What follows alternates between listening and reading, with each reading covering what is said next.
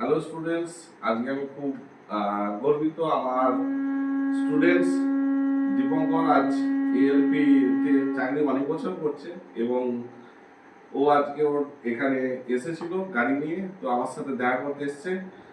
বিশাল খুশি আমি। হ্যাঁ দীপঙ্কর, তুমি কিছু বলো। আমি এই কোচিং থেকে পড়েছি,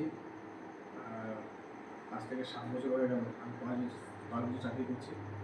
তো এই কোচিং থেকে আমি পড়াশোনা করে চাকরি পেয়েছি, যার জন্য আমার সময় পেলে আমি এখানে এসে দাদার সঙ্গে দেখা করে যাই। তো খুব ভালো, খুব ভালো, একদম। একটাই বলবো যে পড়াশোনা করে চাকরি পাওয়া যায় এবং প্রবাসদার কাছ থেকে আমি অনেক কিছু পেয়েছি, সেটা আমার চাকরির জীবনে অনেক কাজে লেগেছে।